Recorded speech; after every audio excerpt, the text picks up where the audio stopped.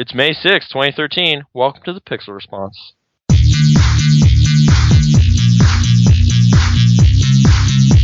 Welcome to the Pixel Response.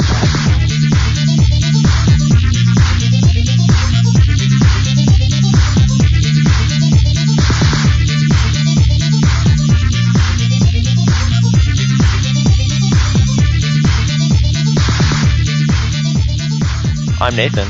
I'm joined by Paul. Oh, hey. That was super official. Yeah, we don't say the date right up front ever, but now we're going But to. now we do? Yeah, now we do. Fantastic. I figured that was the thing people could say. Well, yeah, welcome to Talking About Stuff. We were going to talk about Iron Man 3, because it just happened. Just came out. I haven't seen it. Okay. But I'm being told that halfway through the movie, he confronts his sexuality. Really? No. What? Okay.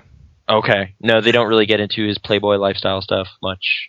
Okay. Although, I guess, with Pepper and whatever, I don't know. I heard about a gay sex scene. No. There's aspects of a buddy picture in it. So, him rolling around with, like, Don Cheadle, but not literally rolling around. Like, more like walking around, shooting guns and stuff. Sure. So, yeah, it was like that.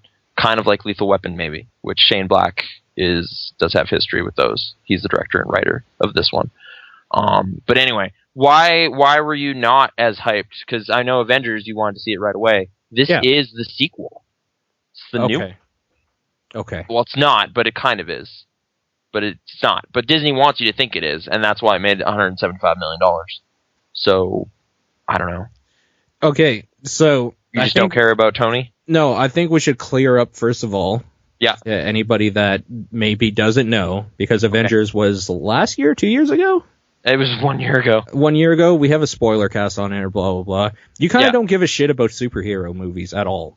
Oh, I don't, really get too much out of them. Sure. I view them too much as, these are products. These are meant to sell toys, and these are giant ads for the next movie that comes out later. Like all of the 90s cartoons ever.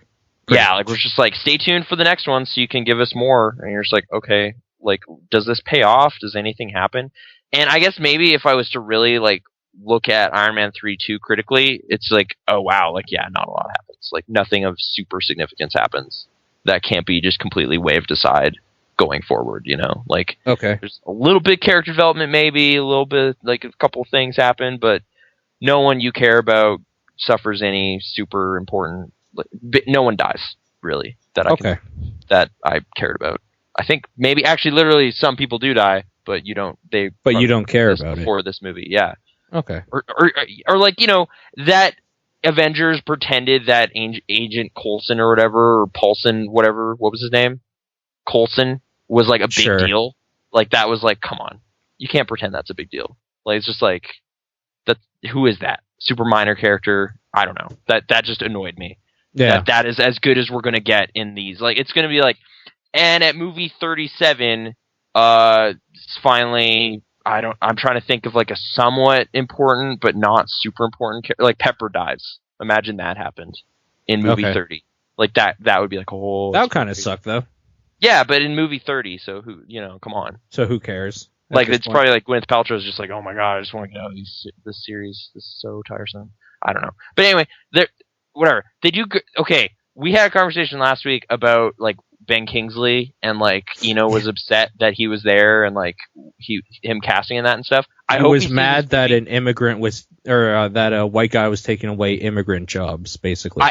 I can't really get into exactly why they do it perfectly, because it does spoil a big, awesome thing, but they use him perfectly, and they totally are self-aware about all of that, pretty much.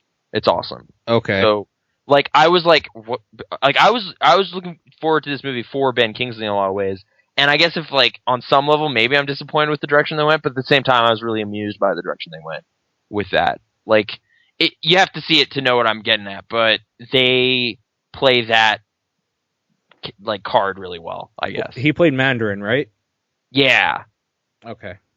But they do some pretty clever stuff with that. Guy Pearce is also a bad guy in there, and he does some cool stuff. And he's fun to watch too. I don't know. It was a fun action movie with a bunch of big special effects and explosions, and parts of it literally did feel like a Lethal Weapon movie, but with a way bigger budget and really dumb spectacle that it can do because there's robots and junk everywhere. So that was neat.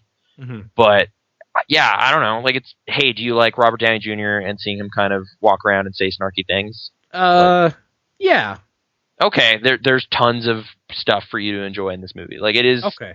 an enjoyable big theater experience. There's like not a lot to go back and like really revisit. I can imagine like it's like, oh man, if you pause here, like I actually read a list that was posted on Reddit of like, oh, stuff you may have missed, and it's like super obvious stuff. Like there's like nothing hiding in the corners of this movie that doesn't just kind of mention other stuff relating to Marvel and other movies and stuff. Like it's, I guess maybe a criticism my friend Ryan had about this is like it's kind of early in the next wave of Marvel films, so there's like not a lot in here that relates to anything else other than Iron Man. Okay. Like it is does not have much to do with the Avengers. Like they'll name drop some people, they'll like mention some other stuff that happened, but there's no like, oh, that character is clearly going to play an important role in like 4 years when the next giant movie comes out. It's like, no, dude, like this is pretty self-contained Iron Man story for the most part. And whether or not that's for you, I guess, kind of depends on how you feel about that character. But regardless, it made so much money. Like it made all of it. I think it made all of money. Yeah, it made $500 million. I think already, like international, in like a few days. Like I don't know. I know internationally it was doing incredible numbers, and here it did like 180 over the weekend alone. So you know what? Good for them. Yeah, I mean they are Why not? marketing themselves extremely well. I went through a toy section this past week too, Sure. and that stuff is just full of like masks and toys and like hammers and Hulk fists and all of it. Like it's just everywhere. That leads me to something quickly here. Yeah. Now, I didn't grow up with a whole lot of comic nerds in my school. Okay. Like, I don't. me and Not my till, friend like, grade were 7. maybe the biggest ones at that time. Okay. But like, none of us cared about Iron Man, and it didn't seem like a whole lot of people did anyways until the first movie came out. See, I didn't know Iron Man existed until grade 7 when like a friend of mine's big brother was way into Iron Man. Like he was reading comics. I'm not sure if there was like a new like arc or something that just happened that was pretty noteworthy for the character and like he kind of became important, but he definitely didn't seem like a major player like at all in my knowledge of Like, superheroes. even back then, before Batman became cool again, Batman was a thing. Batman has been Spider-Man was a thing. Superman was a thing because he died. Like, back then was the Doomsday Saga or whatever, where Doomsday kills him. So he was kind of in the spotlight for a while. But like, yeah, but I mean, Iron Man just wasn't growing up a lot. no, like I maybe did he have a cartoon in like the 60s or 70s or anything? He did have a cartoon, yeah, and he was on the X-Men animated series at some point, or was it Spider-Man? He was on one of them as like a cameo. Yeah, I could see them guesting in other more popular character shows, but I mean, yeah, it was Spider-Man. To some extent, Fantastic Four because of that Hanna-Barbera show.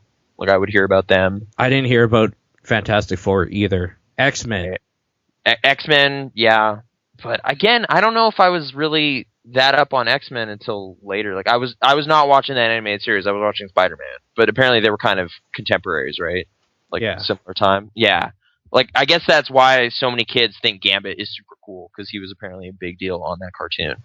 Well, because he was what's the word you use for it? He was like the Han Solo of that universe, right? Kind of yeah, exactly. Yeah. Okay. I guess people were disappointed with Taylor Kitsch in that movie, but movie was good. Origins, yeah, I don't know, it's like a revenge movie. I like it. Movie with like I know everybody's just like Quentin Tarantino makes the best movies ever. Yeah, but this revenge movie, fuck that. It's like, yeah, oh, okay, bad. It's terrible. I don't know. Yeah, I saw it. I think I saw it like 2 or 3 times. Like I didn't dislike it. Again though, I've like met my quota with that. Like even like my favorite superhero stuff, I'll watch it like 2 or 3 times, and sometimes I'll actually end up buying them and then just question why I did that like years later. Like I think I own all the X-Men movies. I've never popped those open and actually watched them here because I just wanted to see it on a big screen when it, like it's a bad movie for home viewing. I don't know. Like again, I guess that's probably a symptom of me packing up a lot of movies. It's led me to question like, why did I ever buy this? Why do I own these? Yeah, like I like this, but I don't need it forever.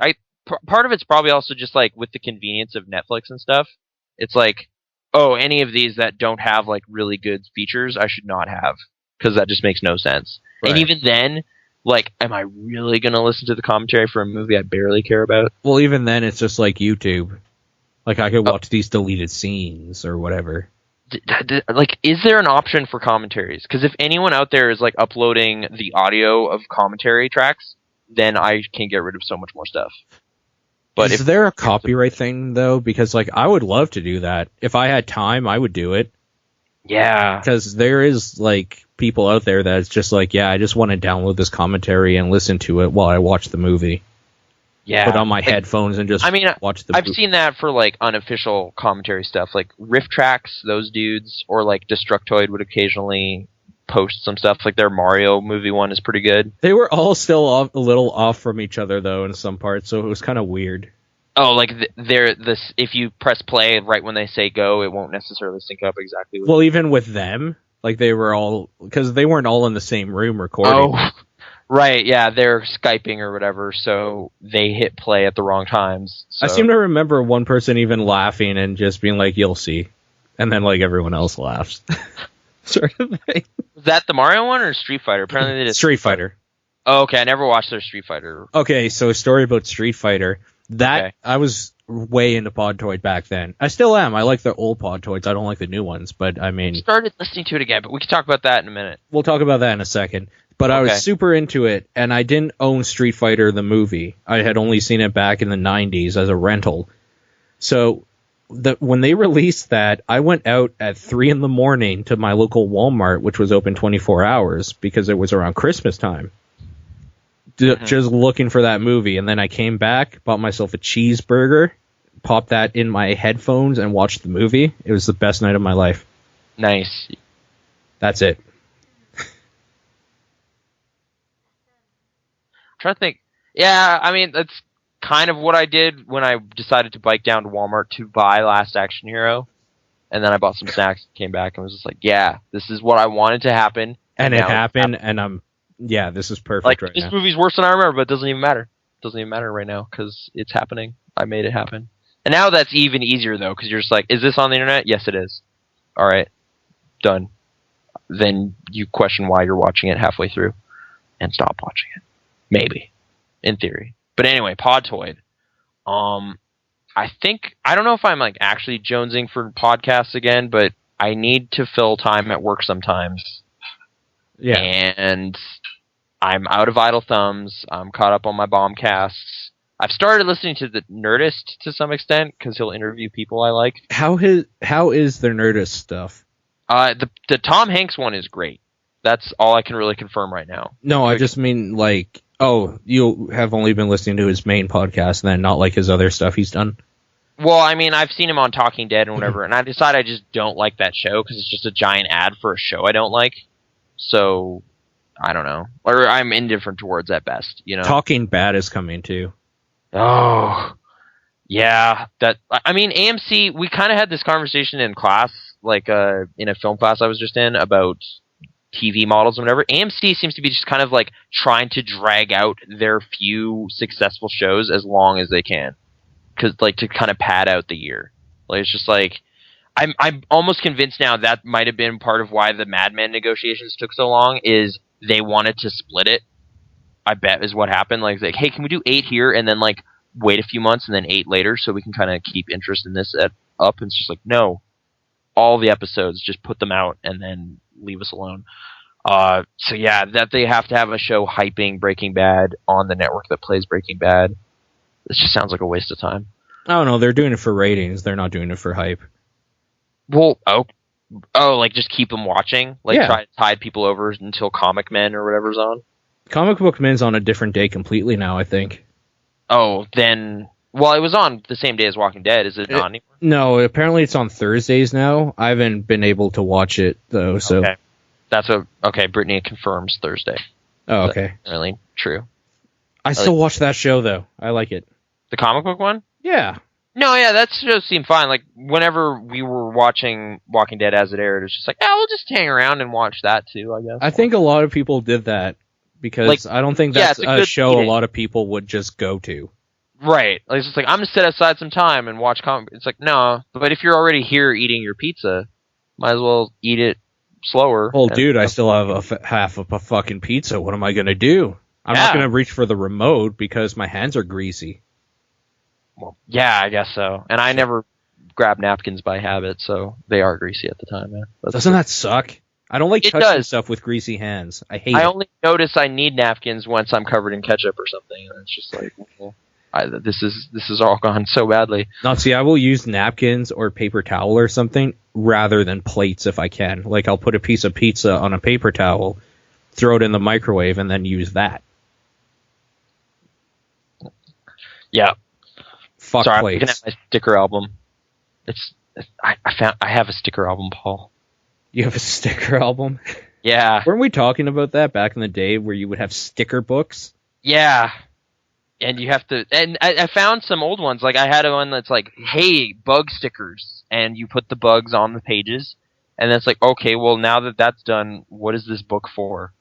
Like, The one in my head is Mortal Kombat, the movie.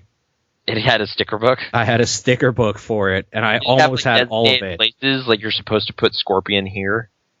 Well, yeah, they were basically just like screen caps from the movie in sticker form. Nice. And there would be the little squares that were numbered, so you know to put this sticker here or whatever, so when you're reading what's on the page, you could see the picture of Liu Kang. Right. Like, that stuff can't exist anymore, right? Like, there's no way it does, right?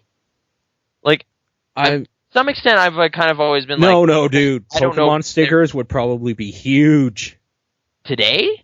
Probably. Oh, I don't know. Like, scan your QR code and you'll get a Pikachu. Yeah, see, it's weird because not only sticker books, but even Pokemon are like kind of a relic from our days, right? Like the stupid little kitschy stuff that you would buy at a store and then have in your house. It's all online now. Like, I found the few cards I had. Like, I have some Pokemon cards. I also found some Animal Crossing e-reader cards. I'm going to keep those. Those are important. But yeah, I don't know. Like, yeah, the idea of going down to the store to collect trinkets that you then have, just I guess, Skylanders, but they're kind of tying it into some. Don't you dare call my fucking Skylanders trinkets. They're not trinkets? They are action figures in a digital world. Okay, sorry. Well, Disney Infinity is going to be. No, but in all honesty, I want to pay off all my bills so I can buy all the Skylanders. Okay. I'm not kidding.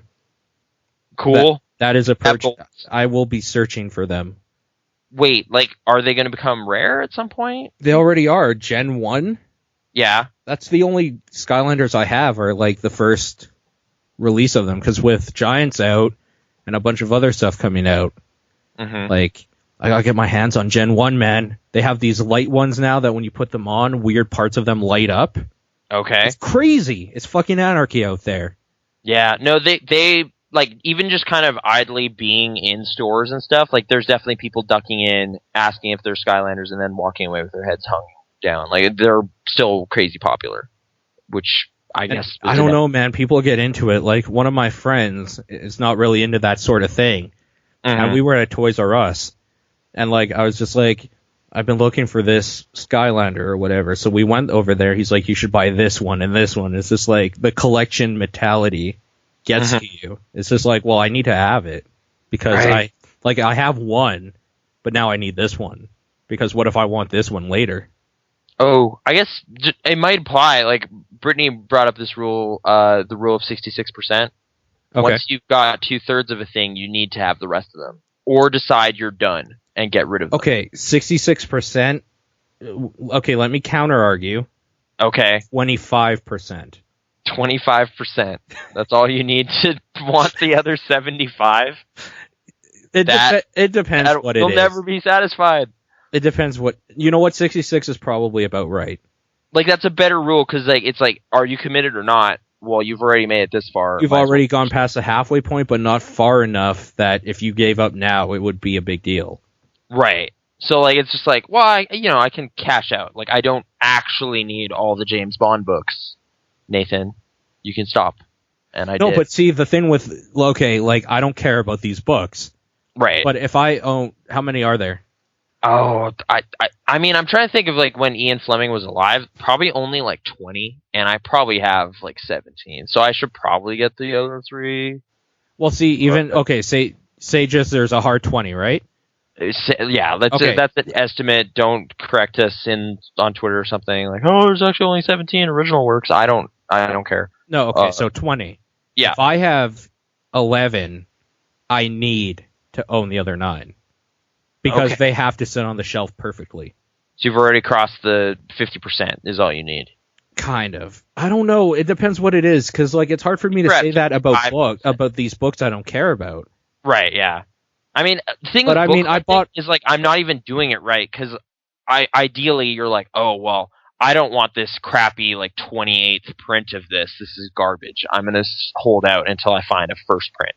You know, and like that's how you collect, right? If you're doing this, you know, it's like, oh, this cover's in bad shape. At the time, I think I had a vague ambition to read them before I realized they were kind of bad. So yeah, like these are like pulpy, you know, crime, whatever. Like they're not important books. Like they're not important movies either. Like I was just into them at a specific time. Like I was collecting Godzilla movies too. I did the same thing. Well, like I'm just trying to think. Like Harry Potter, I still haven't seen one of them, and I bought one of them, one of the DVDs, at a pawn shop for like $3 or something dumb like that. Mm-hmm. I automatically had to buy the other 5 that were there. Oh man.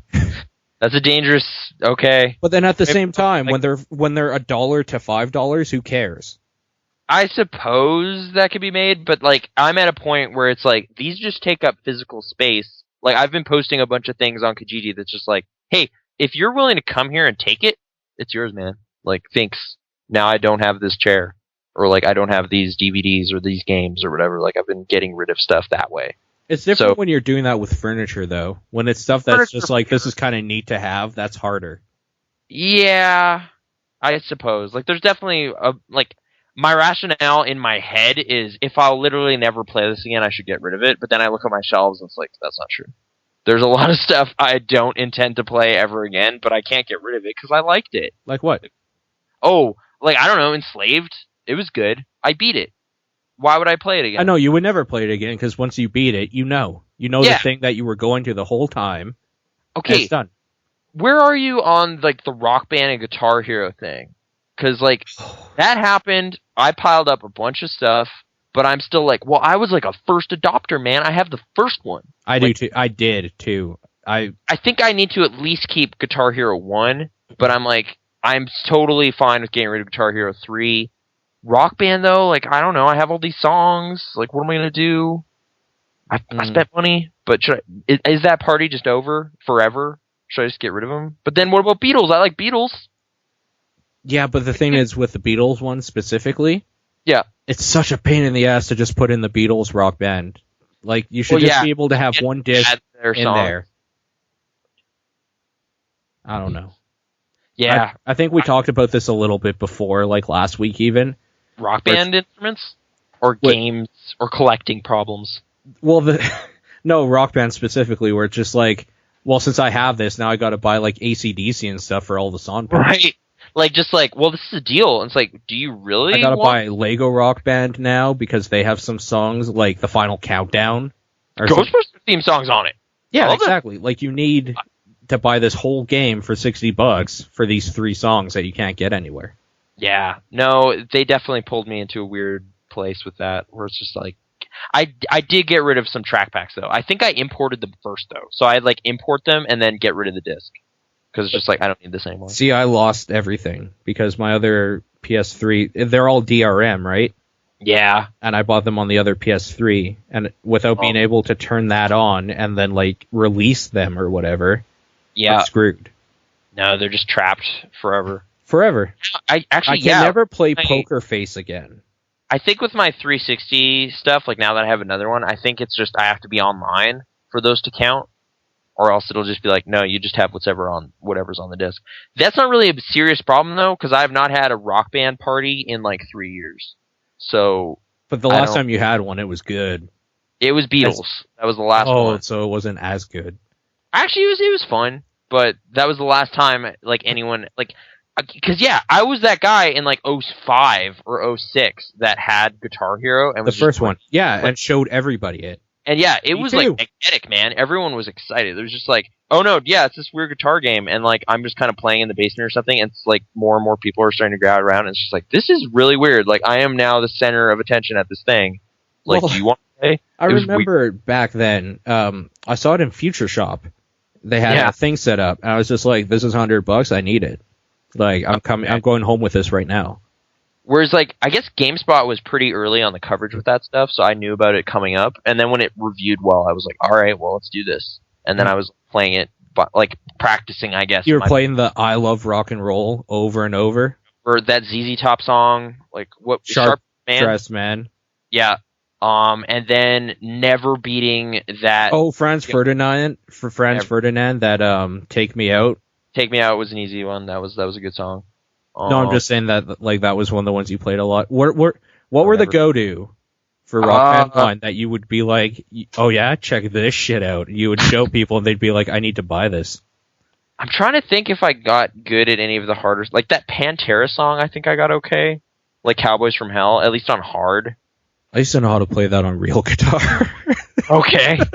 But yeah, that and Bark at the Moon is Bark so at much the Moon easier on is real so guitar. sweet, though. But like people would like it would happen where it's like, no, come on, try it, and I would get like kind of okay, but I did not beat that game until like 2 years later when I was just I forget. Oh yeah, no, I was house sitting for my parents, so I moved my 360 over there, but then I needed to work in this neighborhood, so I came back here, and then I was just like waiting around for a few hours, so I started playing Guitar Hero because my PS2 was still hooked up, and then I managed to finally beat it then. I managed to beat that song, but I never beat that song before. Like, I don't know if the first Guitar Hero was just kind of finicky or really precise with the timing or something in ways the later ones kind of fudged it, but I found that song insane. Yeah. Did you really good at it, or? Which song is this, sorry? Bark at the Moon. Like on real guitar or in the game? In the game. In the game it was nothing. It wasn't too bad. I didn't find it too bad. I found Cowboys from Hell harder because it was like an endurance trial. What is it when like you know like the I don't even remember what it's called, but when you can kind of release your fingers after only strumming once. A hammer-on and a hammer-on pull-offs. Yeah. Yeah. Like Bark at the Moon kind of demanded you understood that. Right. And Whereas if you play real guitar, you do. Yeah. So it's like that's not a thing. Yeah, I'm just playing it as like a video game. So it's just like, all right, well, no, I'm going to strum like a bunch. And like, I just did not understand that you could kind of just let go and pull off really well. So I was just like totally screwing up all the time on that front specifically. But anyways, so let's go back quickly. I Love Rock and Roll was like the first song, so that was the one that you showed people. Because it's just like everybody knows the song. Like you would show your parents that, you would show anybody that. Easy though, wasn't it? What's that? Killer Queen. That was an easy early one. Killer Queen was okay. I'm just trying to think of stuff you would show people that it's like, see, this is why you got to get it because it has this song. Like I don't know how many people you knew or know or were into rock or stuff, but like Godzilla is a good one. Yeah. Bark at the Moon and Ace of Spades. Ace of Spades. Yeah. I'm trying to think. It was the only God I Need is the Ace of Spades. Go-to hit in the first Guitar Hero game. Ziggy Stardust. I did enjoy that song quite a bit. Ziggy Stardust is fucking amazing. Yeah. And okay. Yeah. I mean, do I give away those instruments or keep them? What do you think? You almost have to pay somebody at this point to take them. I know. Like you can't trade them in anywhere. Like EB Games is just like, no, stop it. Thrift stores, they're just like lying around. I've seen them there. Like they probably won't appreciate them either at this point. Like it's definitely no, like the aisles are kind of paved with them. Actually, you know what? If we get enough of them, we could probably pave a road with them. Yeah, just make a Rock Band drum kit road that's paved with all these recycled drum kits.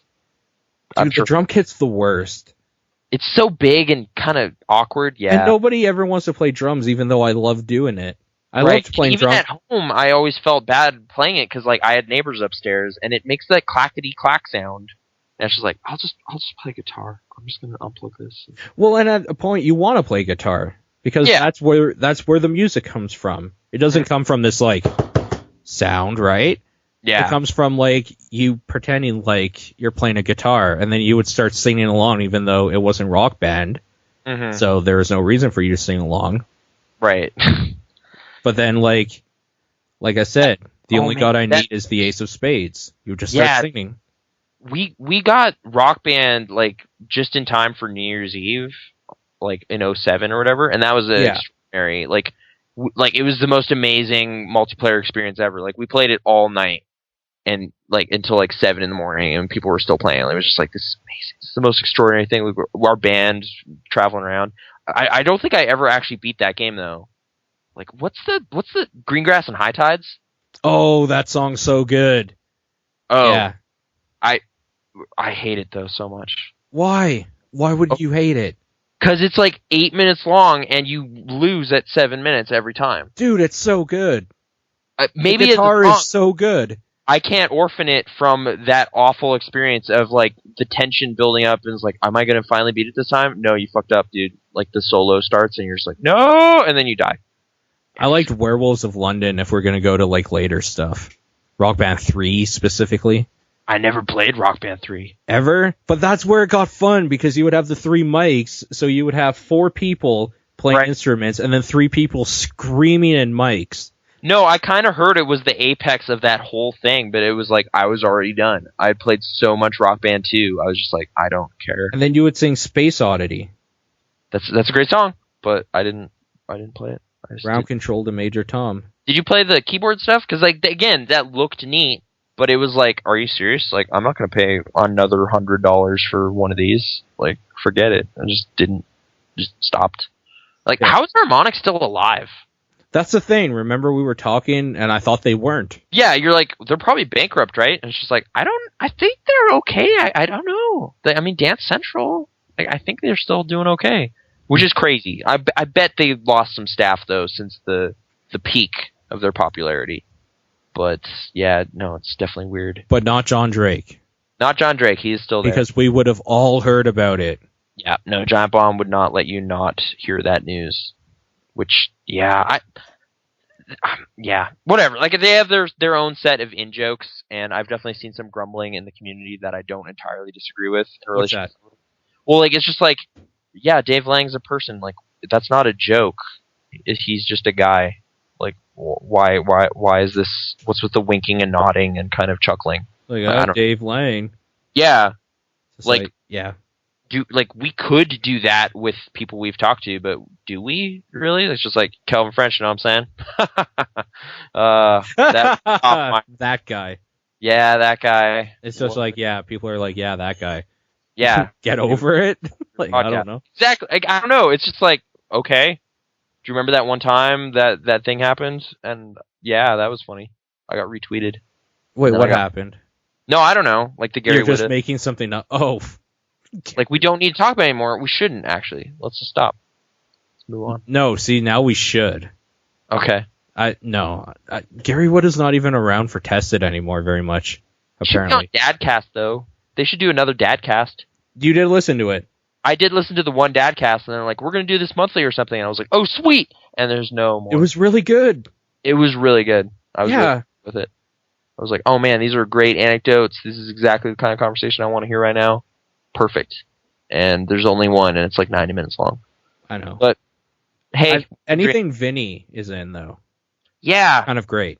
Just need more Vinny talking about all sorts of things. Like, it is a thing where, like, if a Bombcast starts up and you don't hear him say hi, you don't want to listen to it. That really sucks. Oh, that sucks. Yeah. No, it definitely, like, the energy is noticeably lower every single time. No one can make up for it. There's just a void. Hey. Blast Core. Yes. Actually, I tried playing it, but this just gets into a thing. Is your N64 like totally fine? Mine is not. Weird resetting problems have started, which are apparently pretty common.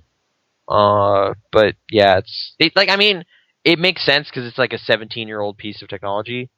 But okay, actually no. I guess the real question I want to get into: why was a reset button ever a thing? why wouldn't you just turn off the power?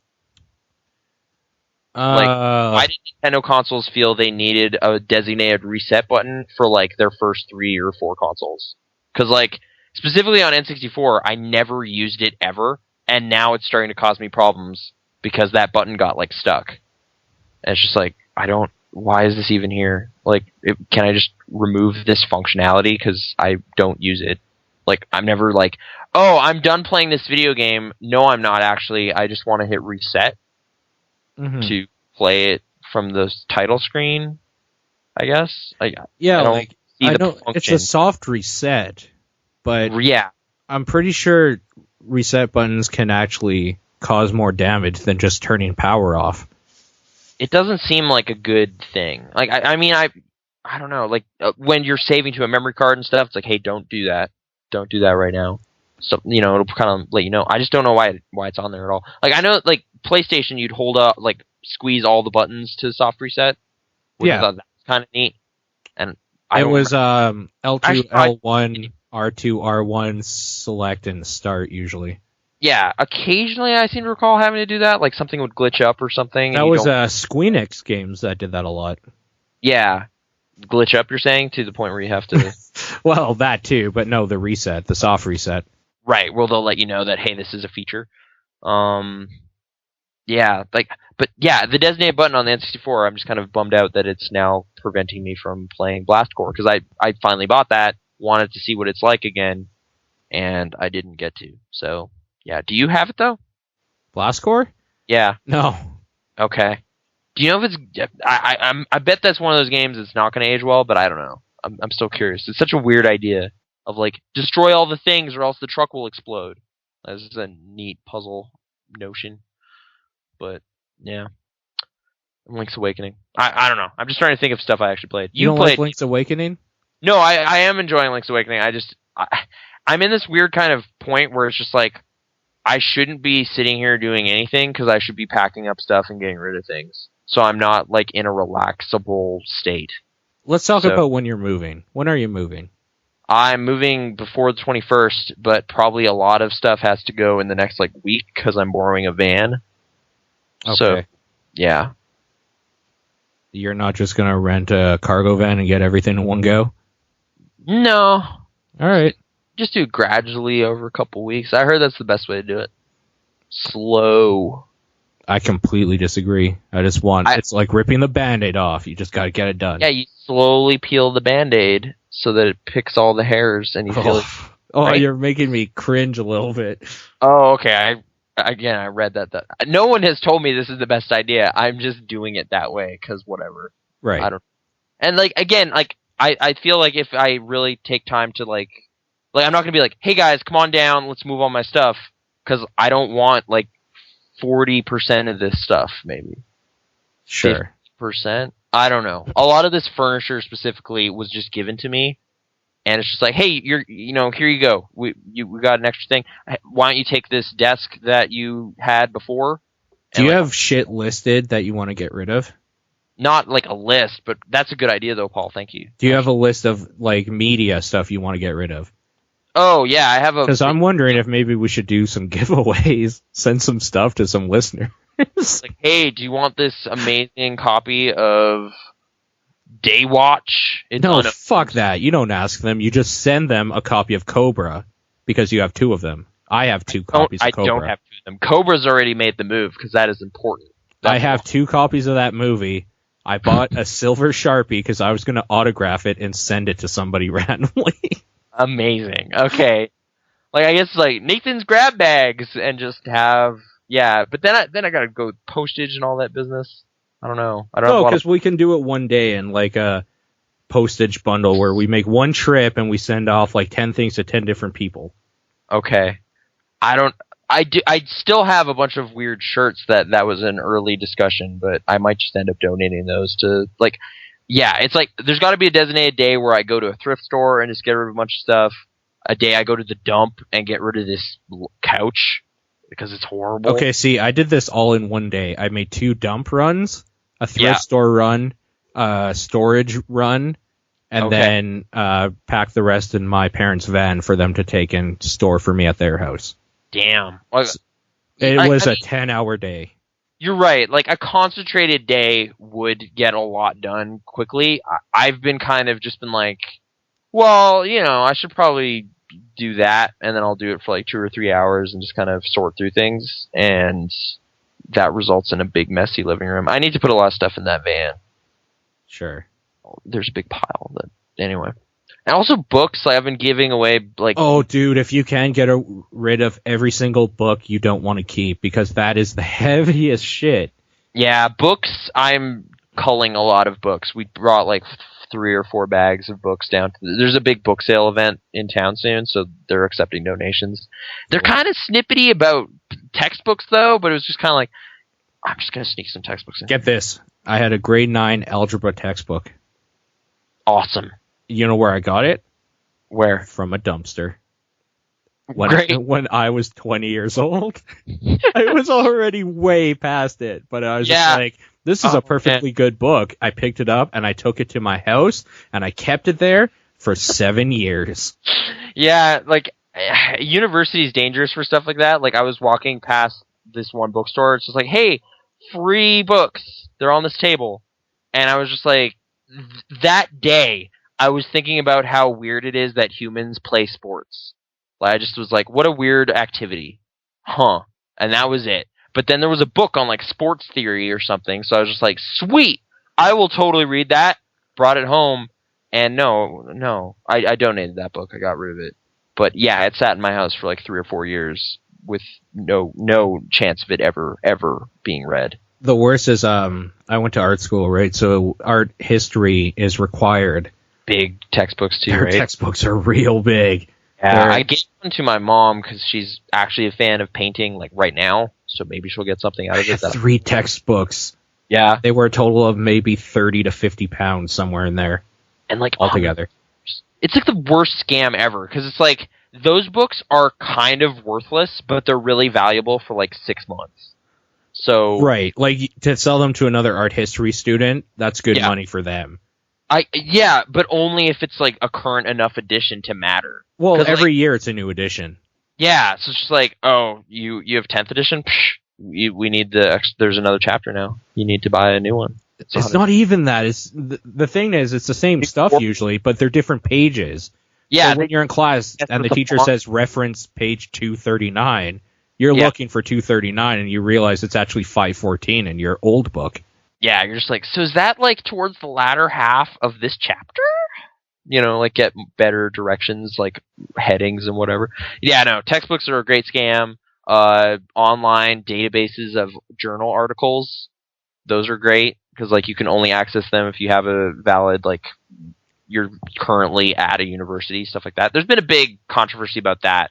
Like, people want to publish stuff to be freely available, but, like, these kind of JSTOR and kind of companies like that want to lock that stuff down to behind a veil. But it's like, it's the internet age, dude. That stuff, that's not even piracy at some point. It's like you're reading a 50-year-old magazine. Like, that is garbage, essentially, unless you have something to do with it. I don't know. All I know is that I never want to fucking take art history again. Why? What's wrong with art history? I enjoyed, like, the 1 or 2 I took. There was a point where we actually looked at Steam, like, our source engine recreation of a Frank Lloyd Wright house, and I thought that was kind of cool. What a cool use of video game technology. Yeah, we didn't get that. Okay. We got slides and note-taking. That was it. And, like, memorizing the year a painting was painted. It's just like, okay. Like, I can spit back raw data about this painting. That's not interesting. Like, that's not theory. Like, what is this? Yeah, no. Wait, you just had to give theory? Oh, well, you had to just give dates, because we had to be like, we would be given a painting as just like, why is this form of painting? Like, how does this define dadaism or something? Yeah, exactly. And you're just like, I don't fucking care. Like, yeah, really. There'd be essay questions like that. Like, at some point, it's just, can you talk art? Is almost like you need to learn how to speak. Dude, you have to watch Art School Confidential, because it makes me crazy how close that is to real life, and it makes me hate going to art school or having gone to art school. It just makes me hate people that are in there. It's so annoying. I've heard it's good. Like, what's the director again? He did that Crumb documentary. Terry Zwigoff, right? Sure. Bad Santa as well. Like, I've definitely heard of Art School Confidential. I've been vaguely curious. I think I have 2 copies of it. You should just take one. But no, you're trying to get rid of stuff, so never I don't mind. want one. I'll check if it's on Netflix. If it's not, I will check other places on the internet that are very helpful in keeping things off of shelves. I tell you, the only reason why anybody should go to art school, and I'm going to tell people this that might be listening that are thinking about it, the only reason why you want to go is to talk to people that are interested in doing some weird shit with you and networking. You don't want to go and think that you're going to get like a degree that does shit or that you're going to get an actual education. You're going there to make friends with people that are interested in stuff with you and then like collaborating. Yeah, no, it's definitely like the piece of paper you get at the end of this is not the goal anymore. It's more just learning a set of skills that help you relate and get out there. Yeah. Well, I don't know. Like if you want to make money at all when you're done school, you should go into something that isn't an art school thing. Yeah. Just people were warning me that like in counseling in high school, like they're just like, "Are you sure you want an English degree?" And I was like, "Yes. I want that because English is fun and math is not fun and math is bad. And thank you, math teacher, but I do not trust anything you're saying." And now you're just like, I wish I could code so I could make a video game. Should have done that math class. At least coding and stuff is given in the like. Kyle Pulver actually had some discussion about this, I think, on his Infinite Ammo podcast about like the educational, like if you context math differently, you can actually make it much more appealing than it was ever presented to me. Like the way it was in math class is just like dry facts that you need to memorize. Well, yeah, we were talking about this where it's like, when are we ever going to need this? The answer is if you ever want to play or if you ever want to make a video game or understand the concepts behind making video games or anything with technology, you need this. And it sucks that educators didn't realize, oh, kids really like video games. Those are all kinds of computer business. We should probably start implementing that. Like, where was the teacher? Like, I'm sure some movie will be made about some teacher who totally did do that in like 20 years, and it'll be a real. But then it's too late. We're gonna be like almost 50 at that point. Oh, it's too late for my generation for sure. Like that sucks. We missed out. We missed out on cool math classes. But yeah, like just like I think his examples were kind of like jumping, like getting Mario, jumping. Everything is math. So much math going on, but it's all kind of wrapped up in this really appealing package, and that's how you make it interesting to kids. And they did not do that with me. Instead, it was like, there's this guy's on a train going this way, and classic math problems. It ends with doop-a-doo. Even if you don't get that, it's like 2x equals y plus 3. Yeah. Solve for x, motherfucker. Yeah. It's like, oh, well, you didn't have to be so mean about it, but... It's like, what's X? Pineapples? And it's like, why I don't know, 5. Coins. And why isn't... You know what I found really shitty about math? Yeah. Is, okay, so, if you remember, like, I don't know how your class was, though. I don't know why I'm saying that. We always had to show how we got our answer. Oh, for sure, yeah. That's the hardest part for me, because, like, I can usually, if there's algebra or something, and I understand the concept, I can look at something and just know the answer. Right. Like, I can do it in my head. I have a hard time explaining and writing, like, what I did to do it. Right. Like, it's the same reason, like... efficiently, so it's easy to follow. It's the same problem I have with, if we're talking, like, definitions of words or something. Like, I could use it in a sentence, but I couldn't tell you what it actually means, like a definition of it. But I could use it correctly in a sentence. Yeah, like... I guess like the word pretentious has struck me as one of those weird words where it's like the actual written definition doesn't quite get at what most people seem to mean when they use it. So I'm kind of just basing it off of other uses of it, not so much whatever it originally might have meant. It's just like, well, this is a movie that some people have called pretentious. This is a book that some people could call pretentious. I don't even know. I don't even know if they know what they're saying or I know what I'm saying anymore. Words. Pretentious. Pretentious. It's not a good word. You know what isn't pretentious because it's just bad? What? A movie called Noobz. Oh, man. Yeah, you were tweeting about this. This is on Netflix? It is on Netflix. So it's a movie? It's not like a show? Let me start this off by telling you why I wanted to watch this movie. Yeah, just tell me all about this news. 2 years ago, I went to PAX with my friend Ron, And, Okay. well, John, we all just took a car trip, but Ron and I shared a room. I think this is the one PAX I missed. It was the one PAX you missed, and Okay. I don't think Sean was there either, actually. Maybe he was. I don't know. No, I don't know. I'm not okay, but all right. So you're at PAX. Okay, so this is where I go on the Penny Arcade forums. I'm just like, I need a rental place for PAX or whatever, 2 guys, blah, blah, blah. And then I got a message back from a girl named Lauren, I think. So she had an extra room that she was renting out to me, Ron, and 2 other guys. Because they thought they were going to have a party of 8. It turned out 4 of them couldn't make it last minute, so she had a full extra room. So the 4 of us just took it off her hands. Okay. She is an extra in this movie. She left PAX that year to go to LA, like right after PAX, to be an extra in a movie called Noobz. Okay. And I watched it to see where she was, and I totally found her. She's just like one of the people watching the thing at the end. So Noobz is the wizard. I have seen The Wizard. It is The Wizard, basically. It's the modern reinterpretation. 4 guys entering a Gears of War Championships sort of thing, doing a road trip sort of thing, and then they actually make it Gears of War specific. It's Gears of War specific. Great. Okay. Yeah. So I don't know, like, spoilers for Noobz. Is one of them like a secret genius at Gears? Like, is it exactly Wizard? Yeah, well, one of them is like a really good player, and the other 3 are just okay, sort of thing, but they're not necessarily bad. Right. They're a ranking 4-player team. Okay. Yeah. So, spoilers for Noobz if you don't want to hear this, blah, blah, blah. The one thing I will say I liked about it is that it just ended. There wasn't like a big tournament or like a... No, there was a tournament. Okay. But there's no like after jokes or anything. It's just, they won. End of movie. No, they didn't win. Oh, okay. This is the thing. So, Jason Mewes is one of the guys in it. This was like I'm sober, I'm off of the shit, and I need to make money, and my friend Kevin isn't doing movies with me anymore because Jay and Silent Bob is a old concept that like struck gold at one point in time, but is no longer a thing. Yes. Yeah. Okay.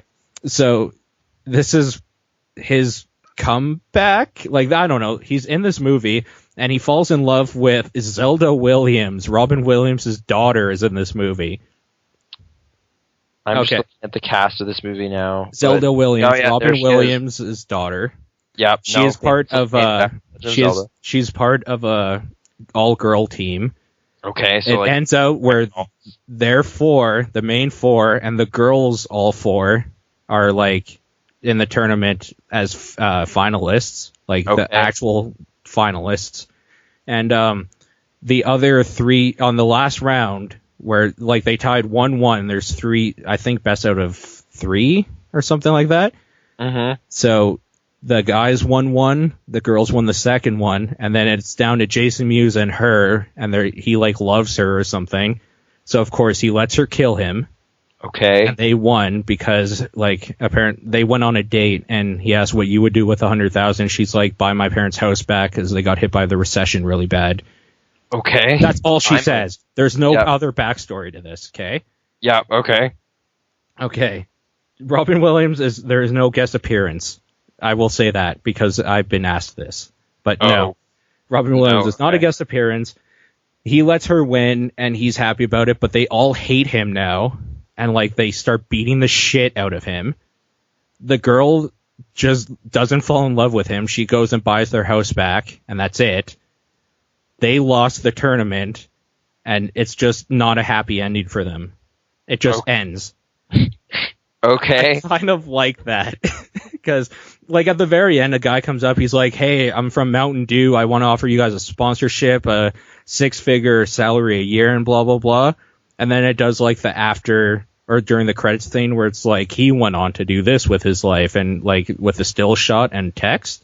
Uh-huh. And it showed that guy. It's like he got arrested for impersonating a Mountain Dew agent. And the rest of them just like go upon their lives. Like the main guy got divorced because of this game, lost his job, and is losing his house or something. and they just don't reconcile that. So his life is gone. And Jason, this does sound vaguely amusing as like a subversion of everything turned out great, of course, and everything went well. It's just like, no, that they ruined their lives playing video games. Casper Van Dien's in it. I was going to ask you about two people I saw on this list: Casper Van Dien as Casper Van Dien, and Adam Sessler as Adam Sessler. Adam Sessler is Adam Sessler. He is doing his like G4 type persona for their fake thing. So he's just like at the tournament. Yeah, he's talking to one of the kids there, and he's just like basically telling the kid to fuck off or something. I don't know. It was just stupid.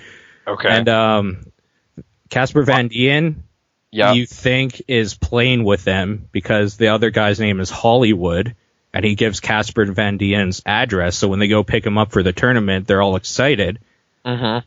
But then it turns out that it's his like girlfriend's stupid little son with asthma.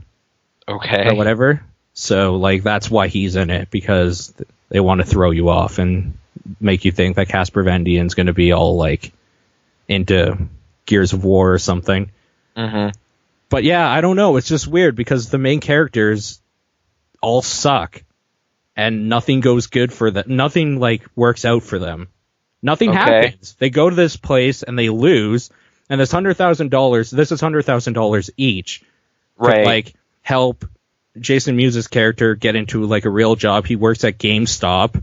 The other guy lost his business and his wife, so it would help him get back on his feet. The other kid has bad asthma. Like, it could have helped all of them, but he threw it all away so she could buy her parents' house back, when you don't even know that maybe they lost it to like drugs or something. There's no backstory at all. But it's just weird. I don't know. Like, to be like fair though, the movie they're deriving inspiration from is kind of terrible. Sure. Yeah. I watched The Wizard largely because everyone was talking about how it's basically this big glorified Super Mario Brothers 3 commercial, and that was really weird to me. But it's a really boring, pointless movie. Like nothing matters before the game tournament, because that's really the whole reason anything is happening. Right. And like there's just tons of bad comedy, like Beau Bridges, like shenanigans and whatever. Like, does this movie have anything going for it in an ironic way or in any kind of like? Well, it's at least as amusing as that. There's a character that is trying to be a play on Billy Mitchell. Okay. I don't know. Does that count? No, he's a washed up like tournament guy from the 80s or whatever, trying to reclaim his glory by at the same time being part of a Frogger championship, and he acts like a douche. Okay. Yeah. All right. I don't know. They just make stupid callbacks to different stuff, I guess. But I don't know. I'm trying to think of like it's just been the good representations of. Okay, I've never watched it for similar like I don't know, just apprehension or whatever. Grandma's Boy. Okay, Grandma's Boy. No, wait. Okay, Grandma's Boy. I never watched for a long time because I was just like, this is going to be the worst fucking piece of trash. Yeah, it's like this. And then I watched it, stoner comedy, and I kind of liked it. It's kind of funny. Okay. Yeah. I remember that was like coming out right when GameSpot was kind of at the peak of their power, and they were hosting events and stuff, and like the cast was there, right? And they were joking around with Rich Gallup and all this stuff, and I was like, okay, now I'm at least aware of this movie. And I saw a clip where they were playing DDR or something, so it seemed like there was a bunch of game jokes in it. It was pretty good. This brings up a whole other thing, though, specifically with Noobz. Yeah. I kind of hate gamer culture. Yeah, okay. Like, I like it when I'm there, like, a bunch of us... That's not gamer culture, though. That's a bunch of people hanging out with a common thing. Yeah. Like, I don't like the word noobs. I don't like this whole, I don't know, watching a tournament of Gears of War. I don't know. The whole what is it, esports? I don't quite understand the niche that occupies right now. Let's watch some League of Legends on TV or something. Like, also, not, but in a bar or I'm something. the guy that says I hate the word gamer. And if you notice, every time I refer to gamers, quote unquote, I say game players or stuff. I don't use that term. I fucking hate it. Because it just seems like a marketing term that people like, only gamers drink Mountain Dew. You know what I mean?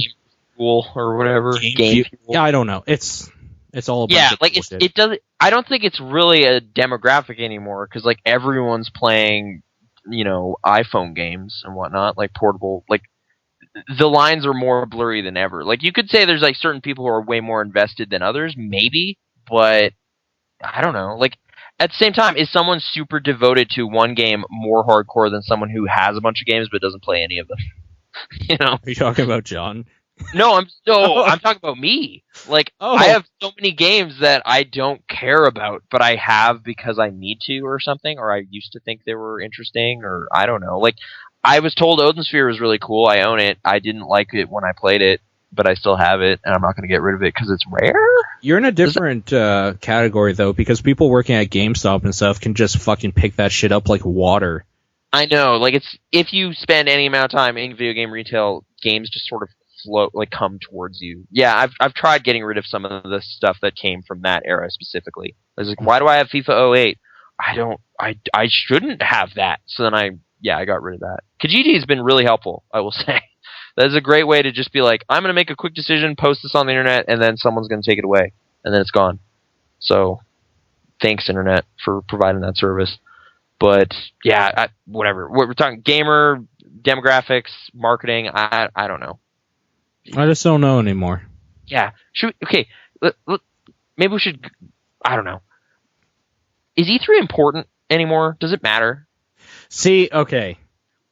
I didn't want to have this discussion because we can go. Yeah, I want to go still, but it's more of like an academic thing almost at some point. Like, it is not that fun of an event. Well, see, this is what I'm thinking is, like, I kind of don't want to because the news I'll still get either through live streams or Twitter right away. So that's fine. And like the press stuff. I'm not looking forward to spending money to get down there and to just stay there and eat food at the conventions. Like, this doesn't sound like a fun time for me. Like, I want to do PAX. I don't necessarily want to do E3. But that's kind of why there's like such insane demand on PAX, maybe, because like it is. Because E3's terrible. Well, not terrible, just kind of useless. E3's weird. Like, I will say I did enjoy, like, it was kind of a unique thing. Like, after last year, like, conversations we had about that event were, like, echoed by, like, other podcasts. Like, it was just like, yeah, I also played Miracle 101. Like, I was one of the first people to play that game. Like, ever. Right. You know, like, that didn't exist prior to that in the public consciousness, and I was there at when it, like, made it the transition or whatever. Like, I was there. At the same time, you have to ask, does that matter? Not really, but it felt like I was like part of the conversation as it was happening instead of like an hour later or something, which is kind of interesting. And like at the like to see like the weird business side of the whole industry there, like it's still an opportunity for us to rep the podcast and kind of rub shoulders with similar people in a way. Sure, and that's fine, but the problem is the people I would want to talk to there are just going to be like, dude, I'm late for an appointment. I got to go. Like, that does happen, yeah. Like, Jim Sterling was there. He was, like, booking it somewhere. I was just like, wait, hey. You saw Jim Sterling run? No, but, like, move towards a line I was not in. Shuffle very quickly. Yeah, I didn't want to make weight jokes, but yes, okay. He's the one that starts it half the time. Right, it's true. He does point that out quite. And you know why? Why's that? Because if you know what you are, you wear it like armor. Yeah, it can't hurt you. Exactly. You know it. You a midget told me that once. Own that identity. Midget bastard. Yeah, there you go. Peter Dinklage. Yep. Midget. I haven't been keeping up on that show. But yeah, no. Anyway, so yeah, Jim Sterling. But he's one of the guys also posting like, why is E3 even important anymore? Because yeah, I'm trying to think really what the benefits of me going last year was. It kind of enjoys this history now because it's been around for like, what, 17, 18 years? Yeah, so it's a long time, yeah. Sort of has that reputation of like, this is the event where like a lot of big news comes out of, which is still sort of true. Yeah. It's weird. Like, whereas PAX, I kind of just enjoy the culture of it. Like, I'll go to panels, I'll kind of just hang out, play games or something. Well, and you just talk to random people about stuff while you're waiting in line, or you're like, yeah, have your 3DS out and you're just like, what game are you playing? Just like talking to random people. I don't know. It's a gathering, like the Juggalos. Yes, sort of. But the stuff at PAX that I don't do is like really obsess over playing as many games as possible. And I think like I that. find it weird that people actually do that at PAX. PAX is just like a community thing. I'm gonna line up for 3 hours to take a look at Halo 4. No, fuck that. Yeah, like I mean, if I'm ever waiting for more than half an hour, like I'm missing something cool somewhere else. But see, the thing is, like, I'm thinking about it, and even E3, I don't want to do that. I don't want to go to E3 to wait to play a game. E3 though, that's what I have to do. Like that's what you got to do. I know, and like. So if you have no interest in doing that, yeah, it's not going to be the thing. But at the same time, I do want to try to take a better advantage of, like, I realized I also did E3 kind of wrong last year by just kind of going and then just being like, oh, hey, I'm media. Do you have an appointment? No. All right, we'll get in this 8-hour line. Okay, well, I guess I'll go over here then, and then, like, hopefully see something else. You know, like, I was shut out of a lot of opportunities that might have been really interesting. I don't know. So I'm hoping to book some stuff prior. But I don't know where to go to do I don't that. know. It's hard to, like, think that you couldn't book something, though, because I'm getting constant spam emails where it's just like, we're showing our game. I don't know what it depends on, like, what kind of stuff you want to see, but, like, big stuff. Like, the one, like, designated appointment I managed to make last year was for Dishonored, which ended up being a game I didn't really care much about. Sure. But at least, like, I was in a designated pressed event for that. I also did one for Walking Dead, actually. Before that, like, I think post it sort of blowing up, but it was before episode 2 was out. So it was again kind of neat to be in the room asking questions about stuff before it had already happened, you know? But yeah, still, I mean, since we're not really like a big producer of like, I should probably do more written content this year, but at the same time, I hate stressing about it. Well, the thing is, or should I videotape stuff? Like, hey, I'm here. Yeah, no, that's fine. I don't want to do news. I'm not a news guy, yeah. Like, the news will come out anyway, and then we'll comment on the thing is, like, if we want to do news, we might as well just tweet.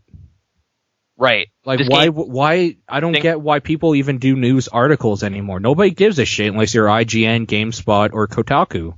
Like, you know, I don't know if that's, like, an attention span thing, but yeah, like, it'll be a point where I'm, like, reading through an article and just be like, wait a minute, how long is this? Oh, this is, like, 20 paragraphs. Fuck that. Even Kotaku's going more towards, like, editorials, because they know that, like, news, nobody gives a shit about news because Twitter is the way you get news, and Reddit.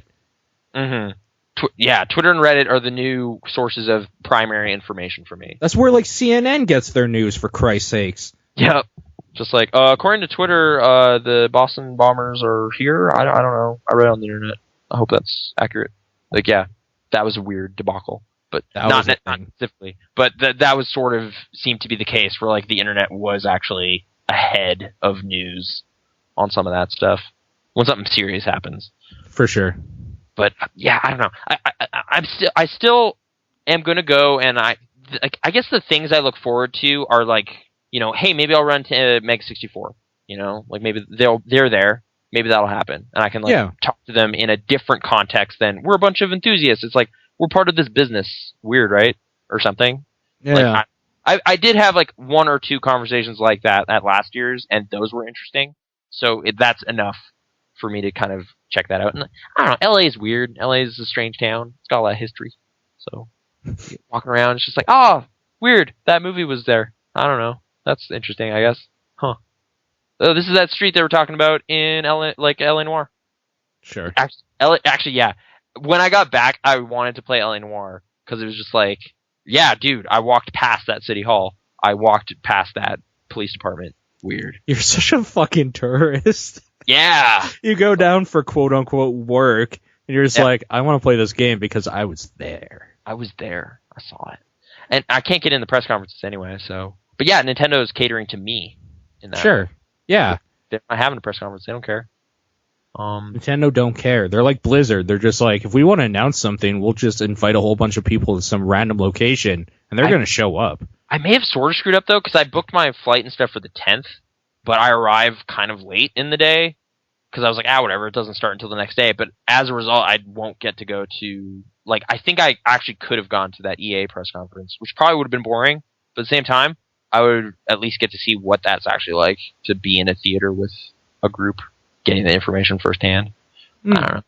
There's like, yeah, it didn't show up in any of the video feeds, but there was this weird guy over on the left in this weird outfit. I don't know what he was there for. But then the thing is, like, like, you're in there and you're just watching everybody's cell phone light up as everybody at the same time tweets something. tweeting everything. I know. So like, you were almost there on the front lines if you're just following the right people on Twitter. Right. Yeah, I know. It's I don't know. Yeah, the information age is kind of changing everything. It makes traveling anywhere for an event kind of silly. But like you said, more than anything, it just like it's a thing that a bunch of people will be at where it's almost kind of like, hey, I'm gonna run into this guy, probably say sup. That's enough. Yeah. That's good. Yeah, that's enough. That's at least sort of interesting. I don't know if there will be need for an E3 for much longer though. Like that seems to be kind of, maybe that's the way the wind is turning, where it's just the need is there this year because they have consoles to announce and they need their stocks to start going up. But like weirdly, like I mean, Sony already announced theirs on their own initiative a couple months ago, and like Microsoft's doing their thing in 2 weeks. Like they're just like, whatever, we'll just talk about it then. Right, and then but people need to get hands on. They need the press to talk about it. Yeah, but like the unveiling is jumping the gun. Yeah. For all of these platforms, like they didn't really wait for that. Really, like maybe Nintendo was theirs at an E3, the Wii U. I don't think it was. I think it was like a September event or something, wasn't it? When they actually like said this is what it's called. Yeah, it might have been. This is the price. I think it was. Yeah, I think you're right. The controller and stuff at an E3 thing, right? Okay, there was some of it that was, but other aspects of it weren't nailed down until later. Like I don't know. It's weird. It's not the event it once was at all, but it's my turn to go, I guess, and I don't mind it. It's kind of interesting. Sure. But yeah, it is weird paying to, like, I guess that's the thing. Like last year I couldn't decide whether to be like, well, this is business or this is personal, because it's just like, I don't know. I like what I'm doing, but it's kind of also not that fun. Like, what do I say? But yeah, when something really is your business. Yeah, I'm not getting paid, so it's not business. It's personal. You're not getting paid. No. And with that attitude, you never fucking will. I know. I'm sorry. Actually, I guess we did mention briefly like the Nerdist podcast I was listening to earlier. Like Tom Hanks was kind of talking about the weird way everything has changed in terms of like the internet has just made it. You just need to start making things, or else nothing will happen. Because you can't wait for your big break like you used to. It's like, oh, sweet, I auditioned and got this part. Like, that's just not how it works anymore. No, it isn't. It's, I did this thing for like 7 to 10 years, and one thing was noticed because this was a hot topic for a week, and I did that video 5 years ago. Yeah. Like, just keep making things, and eventually, you know. No, that's not even true. Not even eventually something will happen. It's like, if you're lucky, eventually something might happen. Might happen. There's so many it's people scary in a weird way too, because it's like dumb stuff gets really popular and like really talented people, just nothing happens.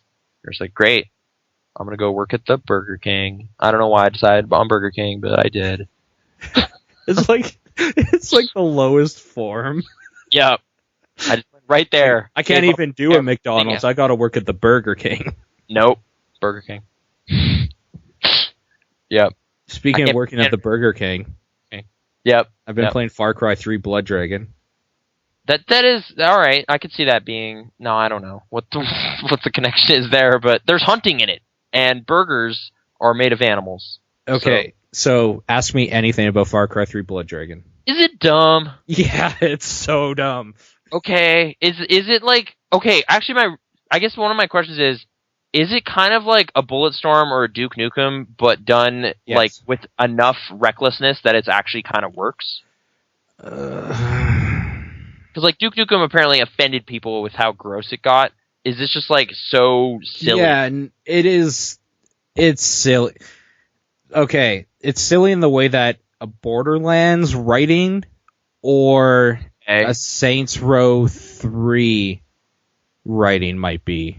Right, but with kind of a central aesthetic of like it's like bad 80s VHS action movies or something seems to be this well, style. I mean, the intro is Predator. Okay. It is 100% Predator. You're in a helicopter. Yeah. And Long Tall Sally starts playing, and you're shooting a bunch of stuff with your Gatling gun. Oh, wow. Okay. It's Predator. Is there any sexual Tyrannosaurus jokes? I don't think there's a specific line like that, but you do have the like banter between two guys where it's like, yeah, I get it, you like men sort of thing. Like, gay jokes because 80s. 80s. Michael Biehn, he's there. He's the voice. Like, I guess my thing is like, is it like it's not really a parody of games though, right? Because games kind of are always silly. Okay, so there's a few things that annoy me in this game. The protagonist guy needs to shut the fuck up some of the times. Okay. Because Power Colt. Every time you pick something up, he talks. So you're collecting the like 20 or 32 or whatever TV sets and like the 10 cassette recorders and the blah blah blah. And every time he's just saying something stupid like, I hope I don't have to collect fucking feathers. Because, you know, Ubisoft. Assassin's Creed. Or funny. like, I hope there's no fucking flags. Again. Yep. So another Assassin's Creed joke. Another Assassin's Creed, or like... So, another line is something along the lines of like, let me get this straight. I collect shit to get shit to do shit, or something like that. God, it's like, fuck off. That's video games though, right? But it's so annoying. You can't make that joke about collecting stuff when you have collecting stuff in your fucking game to unlock stuff, and unlock your weapons. Like, just calling yourself on it doesn't necessarily eliminate the problem. It's just, no, that kind of meta commentary thing is becoming more and more, I don't know. That, like, it looks like it could easily rub me the wrong way, but at the same time, it also looks like an easy way to get what's good about Far Cry 3 in terms of just dumb action, but also it has, like, neon stuff and awesome music. Yeah, no, like, let me put it this way to you. If you like 80s action films and that whole, like, cliche VHS tape, stupid, like, sci-fi action movie sort of thing, I do kind of like those You'll things. like the aesthetic and a lot of the writing and, like, weird shit like that. Yeah. But if you don't like shooters, you're not going to like it because it's a video game. It's still a shooter. I still don't, like, I don't necessarily by default hate shooters, but I think part of my thing is, like, when a shooter takes itself, like, not, like, see, that's the thing, like, taking yourself seriously in this genre is such a tricky balance, right? And I felt Far Cry 3 was, like, offensively bad on some of that. Let me put it this way. Well, like, you know, trying to make you care about stuff that you obviously don't because they're bad at doing it, whereas this doesn't care, right? So it's like, well, whatever, I'll just shoot stuff because whatever, that's fun. No, let me put it this way. You don't own Far Cry 3. I don't. If you want to get the dumb shooter aspect, while just like kind of doing whatever in this island world thing with weird creatures, then buy this for $15. Right. Because it doesn't have any of this stupid Jason Brody or whatever the hell his name was stuff.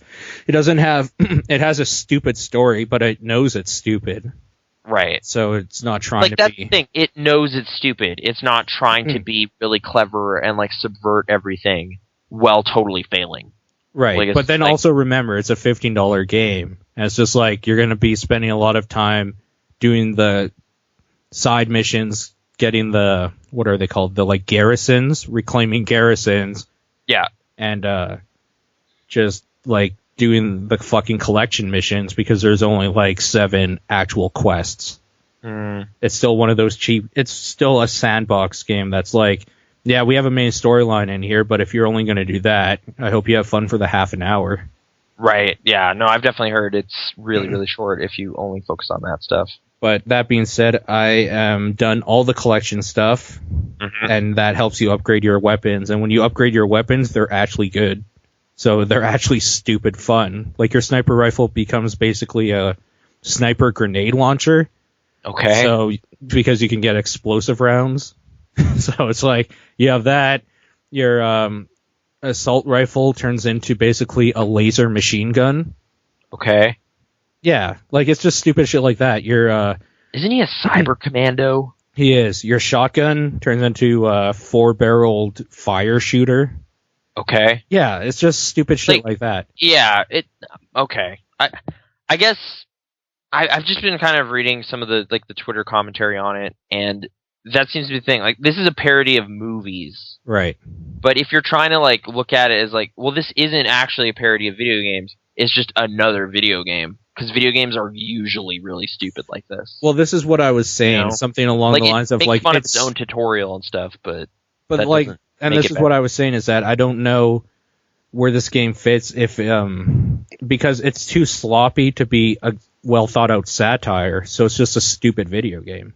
Yeah, this is just a genuinely stupid video game. And like I think people are saying that it's funny writing makes it a satire on video games. Like, no, it doesn't. It makes it a stupid video game that's aware of what it is. Yeah. Which, like, maybe that's fine. Maybe it is fine. It's totally fine. If you don't have Far Cry 3, you might as well buy this, because it's the same game, only without the pretense of having a guy go through crazy shit and becoming a killer. You're just an idiot killer. It's fine. Okay. That is the part that makes it sound at least a little bit more honest or something. I don't know. It is interesting to me. I've been kind of curiously looking at it. But okay. There you go. Far Cry 3 Blood Dragon exists. It's a standalone thing, which is very good of them, I suppose. But is it? I think, don't you get the Uplay season pass with Far Cry 3? I can't remember if I did. And if I did, I felt ripped off. Oh. It's like, why is there a season pass? This should be fucking DLC. I should have got this free. Should have been entitled to this? Kind of.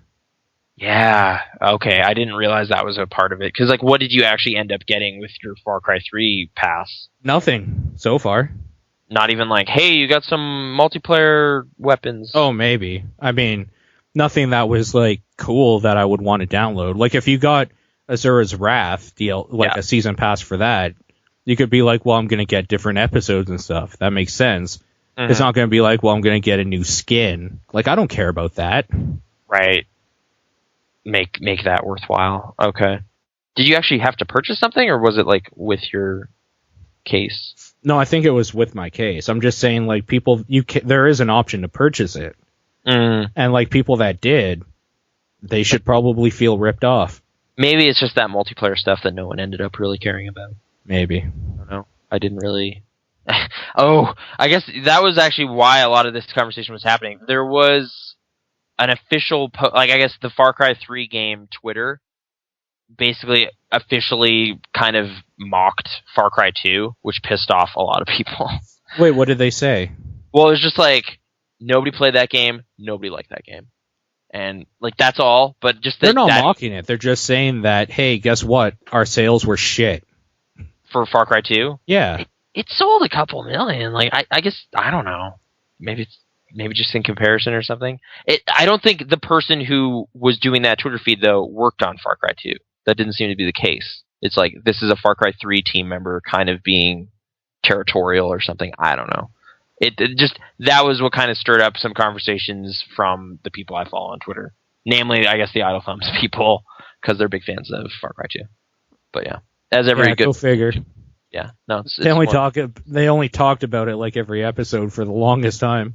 They still bring it up on occasion, because it's pretty important. You know how people keep waiting around for Citizen Kane? Already came out. 2008. Well, Citizen Kane already came out. In 1941. Yeah. And here's a little secret. It's okay. It's not, like, I mean, settle down. It's not that great, guys. It's not Jurassic Park. Orson Welles isn't alive anymore. We don't need to keep... Today's his birthday, though. Are you serious? I'm dead serious. Look, I was saying that on IMDb earlier and during the pre-show when you were going to the bathroom. Really? I decided to mock Orson Welles on his birthday, so happy birthday, Orson Welles. Birthday. Go fuck yourself. That's happy from Nathan Rohr. Yeah. Nathan Rohr 2013. Print it, send it all over the internet, tweet it out. This is his quote. Happy birthday, go fuck yourself, Orson Welles. Yeah. Nathan Rohr 2013. 28 years after his death. Yeah. But okay. All right. Third Man, I've heard that's good. I haven't watched it yet. Do you think you actually will? Yeah, maybe. I don't know. Actually, you know what? I don't know. Because I have a whole shelf of Criterion movies above my head. I have watched maybe 8 of them. I bought them because they said they were good on them. I'm dumb like that. I collect, like, another collecting thing that I do. I had to buy all of them. I don't actually have all of the Criterion movies, to be clear. Gotta catch them all. Gotta catch them all. The rule of 66% is in my favor on this one, though, because I have, like, maybe 5. So... There you go. Oh, dude, tell me about Demon Souls, though. Tell me about what you were doing with those, because I've been curious about those for a while. You're saying Demon Souls is bad, though? Not bad. It's just that you don't realize the little things they fixed in Dark Souls that are no longer annoying. Okay. Demon's Souls does some things a lot better. I like the way they do health and like mana rejuvenation sort of things. Okay. It's a lot more complex in the ways that there's like a lot more stuff you can do. Mm-hmm. But at the same time, the camera felt wonky, and a lot of maybe it's just the level design now that I think about it, and the camera can go behind weird things, and like you'll just be walking around, and then it's like there's a beam or a girder here when you turn your camera to see if there was something there, and like I can't see anything now, or I mean specifically I targeted something, so I'm in combat now, so like my axes everywhere I'm moving is focused on this central point. It's no longer like centered on my character. Like if you were to Z target or whatever, right? In Zelda? Yeah. When you're holding it down, like your movement is all based on where the enemy is. Yes. And that's bad when you're on a bridge and you can fall and die and lose 10,000 souls. Oh, like you do a side jump or something, and it's just like, oh, fuck. Well, it's just like, well, this is a boss fight, and I'm trying to roll away from him, but because of me being locked onto him so I could see where he is and where he's going to attack, I just didn't see that there's actually a little hole here, and I fell in and died. Oh. Shit like that is terrible. That's just the worst. Okay. They fixed a lot of that issue I found in Dark Souls, because I don't complain about the camera in Dark Souls, ever, because it's not a big issue. Okay. Like, there are still the parts where it's just like, well, there's now a girder in my face, but then it's gone. Like, then you move the camera a little bit and it's fine. So there's still little issues like that, but they're not detrimental in the worst possible places. It almost seems in Demon's Souls like they're trying to fuck you with it. Maybe. I mean, I only have the 360 version of Dark Souls, which makes me feel like I kind of screwed up on some level. Like, I might want to go get like you're playing on PS3, yeah? I'm playing on PS3, but I also have Dark Souls on PC. Oh, okay. And don't go the PC version unless you get that fix, because unless you get all those mods and stuff, yeah. Yeah, because that's a really bad port. It's no, really I heard bad. that. It's like the community saved that game, and that's weird. But okay, just Demon Souls. I don't know. Like that's the only one I have for context. I don't remember. Like I just thought the game was like crazy. Like it's just like, oh, this game's just fucked, and that's its reputation, right? But if you're saying like, no, it's actually kind of broken in like. It's not necessarily bad in a lot of parts. It's because I think they were going too grand with some of their level designs, where there's just like overhanging things a lot in weird places and whatnot. Okay. What I like about Demon Souls a lot too is that in Dark Souls it's kind of like almost linear. Like you're in this main area and then you go to Undeadburg and it's just up this hill from that area. Right. And then you're in a new area. It's kind of seamless. I like the hub world thing in Demon's Souls. I like having 5 different locations with a bunch of levels in each one. Okay. I like the hub world thing where I can go back to my Nexus. I can fix my stuff. I can enchant stuff. I can like buy some more stuff. I can repair things, and then just go back into battle and do that shit. I don't like the kindling the fires thing. Again, I haven't played enough Dark Souls. I've heard people talking about fires, but I don't know what that means. Like, isn't there an area? Is it in Dark Souls where there's like a completely pitch black area that you need something for to get through? But maybe. That's probably in Demon's Souls as well, though. Okay, but I'm just like, if you know exactly which route to take, you can actually blind walk it in the dark. Oh, probably. Yeah. It's weird nonsense. I don't know. Again, like that whole hyper difficult like trial and error kind of way, I haven't just committed to playing that much because it seems to invest so much of your attention. Like it's like I've gotten really lazy as a player where it's just like I'm playing Link's Awakening, but I can just pause and mess around on my phone or like check a map or something. But like that game, you can't pause, right? Like you're always action, right? Like stuff's going on. Same with Zombie U, which is like I guess there's a hard pause, but then nothing important's happening. Like you can't sort your inventory. But see, I'm not that type of person at all. Like my phone could be raining or whatever. Yeah. But it's like, well, I only have 12 more TV sets in Far Cry 3 Blood Dragon, so I'm just gonna ignore the whole world until it's done. Like I don't know. I just don't get pulled in, and like I can, but I right now maybe my attention's too split up to where I don't feel I should. Maybe. I haven't jumped in hard. Like, people keep talking about Monster Hunter being amazing. Yeah. Just like, dude, no, people are getting up on this Monster Hunter business. You should check it out. She's like, I don't know. That sounds too much investment right now. That's too crazy. Like, if I could play like a little 8-hour game, that's about right. Like, I want to, like, the next thing I think I really want to get into is probably Link's Awakening. Just because people sometimes number that amongst one of the best. It's really good.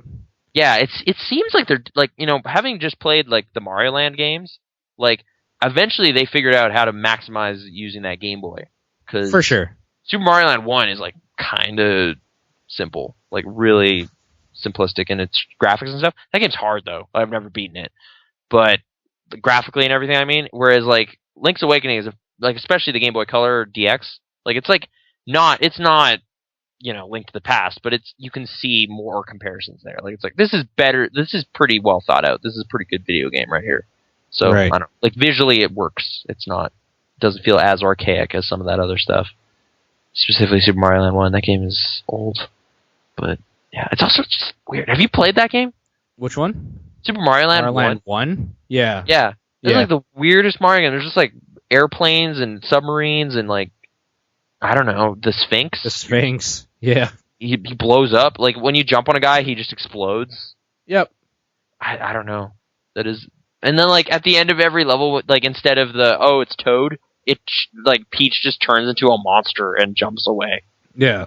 It's just, I don't know what's happening. Like, those games are really, really strange. Great games. I would not be surprised if a lot of those dudes ended up being the Wario team. Because that seems to be where that series went anyway. Like, Super Mario Land 3 is Wario Land. Yeah. You know? Yeah. And then, like, yeah, just how nutty and weird those guys are. It's just like, yeah, I think that I can see this pattern, if that holds up. I'm not sure which dude stayed on the whole time. But that is some weird Nintendo business.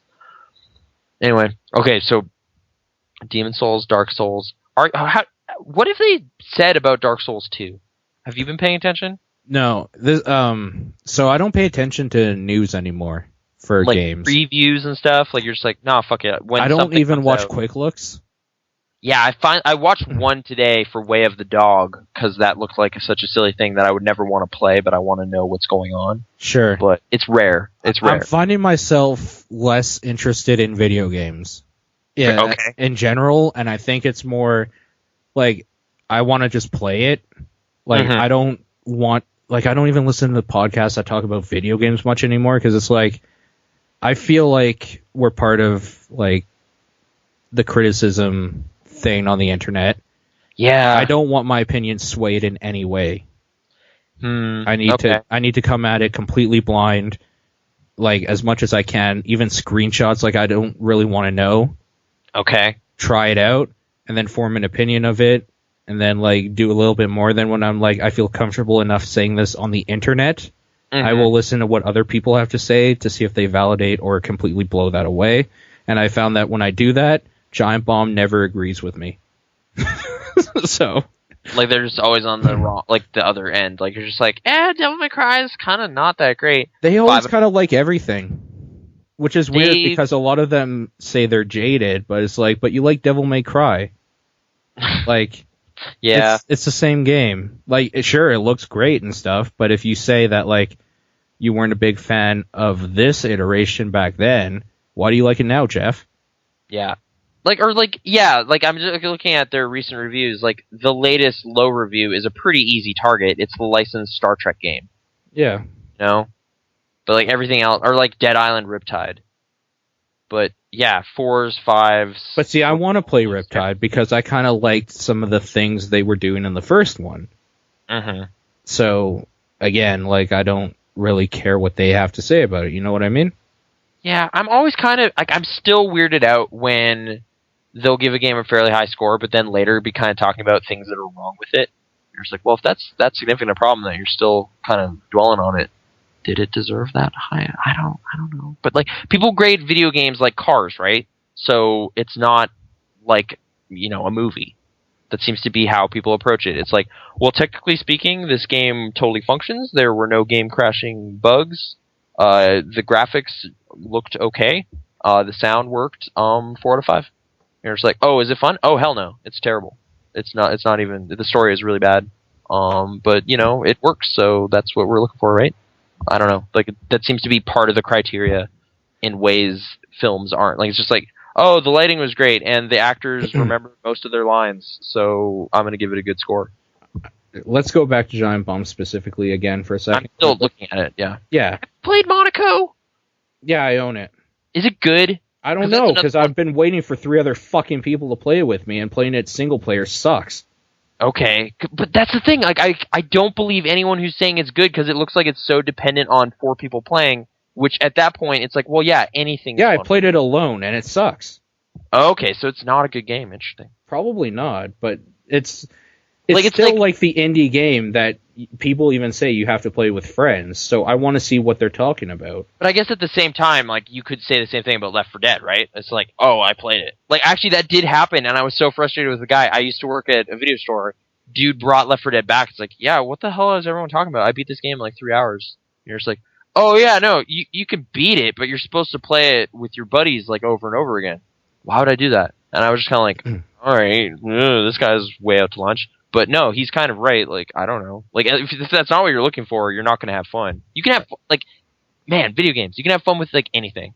You can have fun with a board and, like, little wooden pieces if you really tried. Or a bunch of paper cards with, like, numbers on them. Well, and this is where, like, the cynicism comes a little bit, too, when people say, yeah, this is great multiplayer. It's like, fucking everything's great multiplayer. Going to the A&W and buying 10 cheeseburgers and racing, eating them with 3 other friends is fun.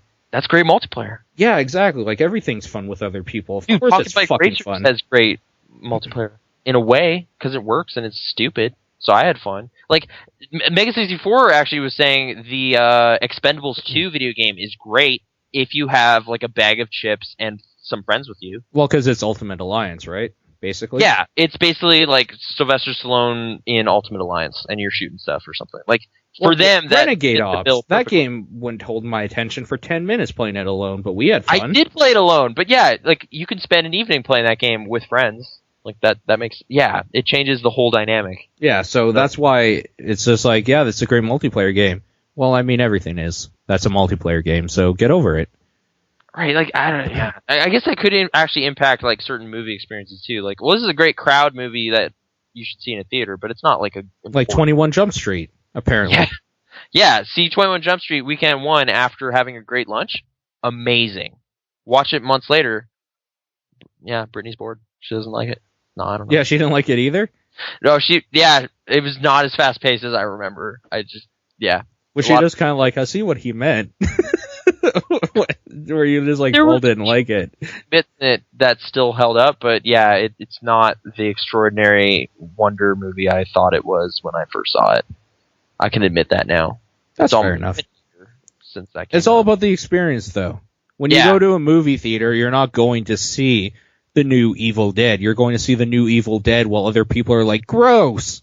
Right. Yeah. Now, actually, like, do you think there might be somebody somewhere who thought Aliens Colonial Marines was good, right? That could have happened. Oh, yeah, totally. Because, like, people were kind of yelling at everyone, but it was just like, well, what if you never saw that trailer and don't care that much? Maybe you could have fun. Okay, so what we're going to do here is go google.com. Okay. Alien Colon... Oh, I have to spell Colonial Marines properly. Colonial Marines is fucking awesome. Let's see. Okay, there's a bunch of stuff I could watch here, but I mean, we're doing something, so probably shouldn't. But, yeah, I don't know. I mean, going back to my thing, I was going to say Giant Bomb, I watched their spoiler cast live stream thing they did about BioShock Infinite.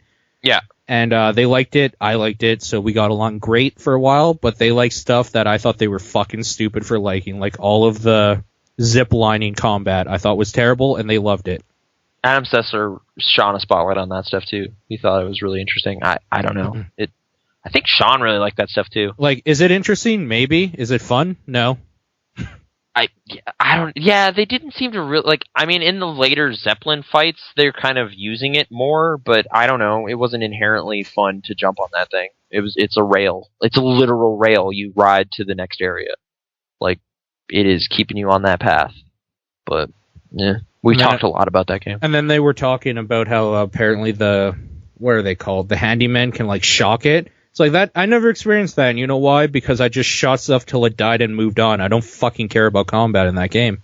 So whatever.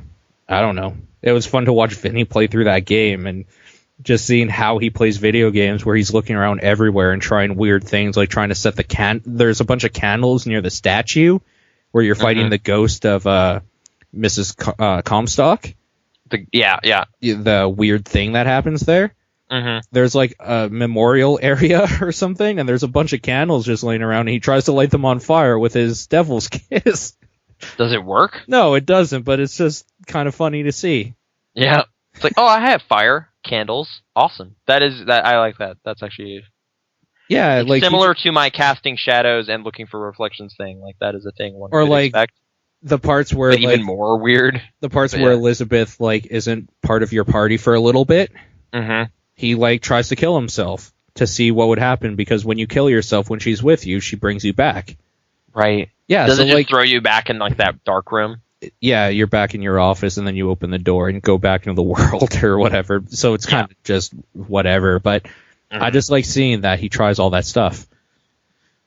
And then he's looking around in corners and everything for stuff. Like, he's that collector mentality, though, right? He's the guy that has to collect all the feathers. Right. Vinny could go independent if he wanted to. I think that's what we're getting at. I think what I'm getting at is that if Vinny wanted to leave there and just have like XSplit with a microphone and a webcam, I would pay a premium hundreds monthly of thousands account of subscribers. Oh, for sure. To watch him. And then he released a book on parenting, like, sold out day one. That'd be awesome. His parenting advice is fucking hilarious. It's great. It's really good. It's probably like totally true. Yeah. Even though I don't think he believes half of the shit he says even, so. Anyway, that's kind of all I had for stuff on my mind, and I'm getting hungry. So let's move on to questions. Yeah, we have one question. All right. In the email here. Did you want me to read it to you? Because it seems like it's specifically towards you. It seems pretty targeted, so yes, you can ask me this question. If there was an Argo video game, would you play it? What would your general reaction to it be? Would your views on it change if it was a map pack? Like an Argo map pack for what? Like a adventure? For God of War. A God of War. Yeah. Argo pack. No, he probably means like a Call of Duty sort of thing where you're like... If they just swapped out Kratos for just Ben Affleck in a suit, it would be really funny. I don't know if I would buy it, but I'm trying to think trying to get aside from the fact that I'm really annoyed with that movie getting all the attention it did. I'm trying to think how you would actually translate that into a video game. You're trying to save hostages and you have to kill every Iraqi ever. Iranian. Same thing, because Argo video game. That's even like less nuanced than the movie was in terms of its like political stuff, which would be really annoying. Or like, I don't know. If you try and make an historical thing, I'm probably overthinking this. It would probably be an adventure game.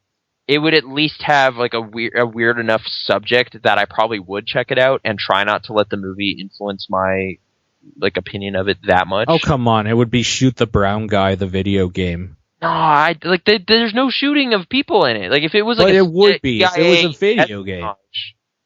If they made an espionage game, I would probably be interested in it no matter what it looked like. So even if it had they wouldn't do that. Someone would do that. They wouldn't make money, though. I'm sure they would want to take the Argo name and try to make money with it, so it would be Call of Duty. Well, it's like that Zero Dark 30 map pack for like Medal of Honor or whatever. Yeah, like that's a real thing, and that's so gross. Again, but I haven't seen it firsthand. Like, I don't know how they actually do that. But like, if that map pack seems really suspect. Like, that's probably just a little bit. Yeah, but at the same time, like that Fugitive Hunter game sounded hilarious. The one you fight Bin Laden at the end. Do you remember that? It was that's pretty good. Yeah, it's like a PS2 action game where at the end there's like a fighting game sequence where you punch Bin Laden. So I don't know. I've been curious about that game's doofiness for a while, but yeah, I don't know. Like, yeah, I guess I'd play it. I'd be more and more concerned the more involved Ben Affleck is. maybe. Okay. Like, this was directed and written by him. It's like, now he's not even writing for a medium he sort of understands. So this is horrible. Like, I am super apprehensive now. So yeah, David Cage's Argo. I don't know. In theaters now. In game stores now on the PS. Vote for it on Greenlight. Oh, fucking Greenlight. There's a Kickstarter starting up. Ben Affleck's Argo. I don't know. Obviously, this was supposed to be kind of a joke question, so over Mario 64 Mario sent that in. All right. Spaghetti Cast every Wednesday, pixel-response.com. Yep. Actually, that rolls right into all the emails and things.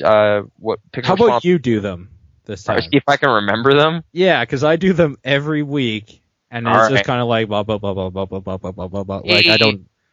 Pixel Response. Check us out on Twitter. It's at Pixel Response _response.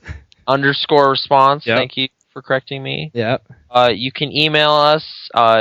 I guess we just do like, hey, Nathan at pixel-response.com. Paul, or is there a general one? Pixel.response. That would actually be awesome, but I can't do that. It would have to be pixel at pixel-response. Pixel at pixel dash. Yeah, exactly. That would suck. I like hyphens, but they're the same thing. Yeah. Check us out on Steam. We actually have a group, right? We just never look at. Fuck yeah, we do. Check out our Steam group where you can see us periodically play single-player indie games. And yeah, check that.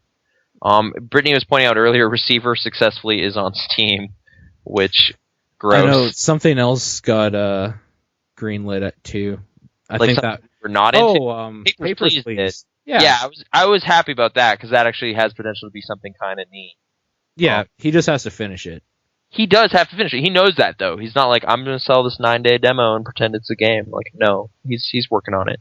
Yeah. But yeah, I don't know. Is there other means of getting in touch with us? Facebook? We do have a Facebook page. Check out. We do. Yeah, click like on there if you want. We still have a Cart Life background, but we still like that game. That's really good. Check out Indie Talks. It's got conversations with... Season 2 coming soon? Season 2 coming soon. Hopefully we'll meet a bunch of cool people at PAX or something. And, more recently than that, E3.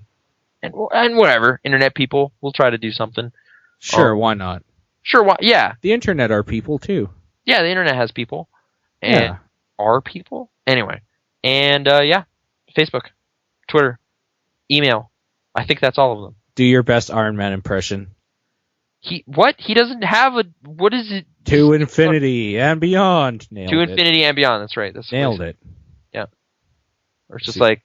What does he actually talk to? It's like, hey, Jarvis, turn on the power again, please. Oh, shit. And then he crashes. You know what Jarvis stands for? No.